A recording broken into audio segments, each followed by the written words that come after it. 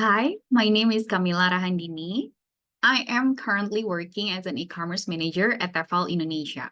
My role focuses on driving growth through digital platforms, whether that's through Shopee, Tokopedia, TikTok, or our brand.com initiative. In this presentation, I will share a personal best leadership I experienced that pushed me beyond my comfort zone and helped me grow not just as a professional, but as a leader. It started in Q4 2024 when I took on my first formal managerial role as the e-commerce manager at Tefal Indonesia.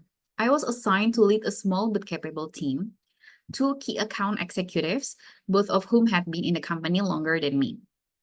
The pressure was real. We were heading into the final quarter of the year, and I had to ensure that we hit our annual e-commerce sales target. It wasn't just about delivering results, it was about stepping into leadership for the first time and getting the team to align quickly.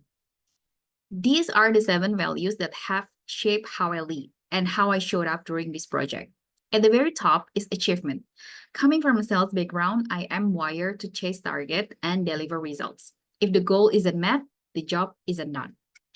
But it's not just about the numbers. I also value communication, especially in e-commerce, where things move fast and alignment matters.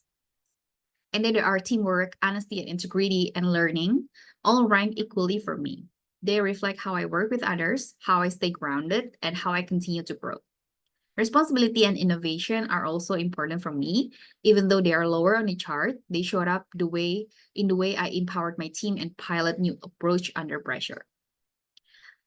Before I walk through my story, I want to quickly anchor it into the leadership model I use throughout this project.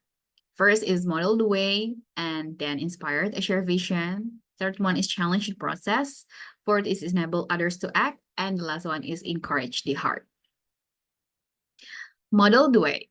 As a first-time manager, I knew I couldn't just give directions. I have to lead by example. So I make sure I was always available when my team needs support. I jump into the details when necessary, especially when things got stuck or needed fast decisions. And instead of micromanaging, I focus on mentoring. I guide, give context, and let them figure things out with my support, not my control. And most importantly, I recognize great effort right away, whether through a simple great job in our group chat or during team meetings. Inspiring a shared vision. One of the first things I knew I had to do was align everyone around a common goal, something that felt meaningful, not just tactical. So I use this simple metaphor. We are like a fleet of ships. Each ship, Shopee, TikTok, Tokopedia, is managed by a different person. The waters might be different, the conditions might vary, but we are all heading toward the same lighthouse. The lighthouse represents our shared destination, a strong Q4 close and long-term digital growth for Tefal. By using this metaphor in our weekly check-ins, everyone understood their role, not just as an executor, but as a leader of their own ship. And that vision helped us to stay focused and move forward together, even when things got tough.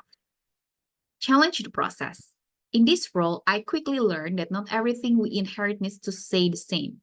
One of the first things I changed was how work was divided. I reassigned responsibilities based on each team member's strength, not just job titles. I also encourage a more agile way of working. Instead of waiting for perfect plans, we start to pilot, test, and learn fast. Enable others to act. One of the most important things I did as a leader was to create space for my team to lead, speak, and grow. Each of my key account executives had full control over their channels, promo planning, and campaign execution, and I support them from behind, but they lead the show. I also give them visibility. They present directly in our weekly leadership meetings, something that previously only the manager will do. And behind the scene, I help connect them with brand teams, platforms, and internal stakeholders. Once those links were built, I step back. Encourage the heart. For me, recognition doesn't need to be complicated. A simple thank you, a small note, or a quick message that says you did great can go a long way. During this project, I make sure to celebrate not just the results, but the effort. Whether it was finishing a campaign on a tight deadline or solving a tricky problem, if someone gave it their best, I let them know it was seen and appreciated. Because at the end of the day, people don't just want to hit targets. They want to feel valued. And that's what keeps the heart of the team beating strong. Looking back, there are three key lessons I've taken with me from this leadership journey. First, be present. Leadership isn't about always having the answers. It's about being available, being visible, and being willing to step in when it matters most. Second, set the vision.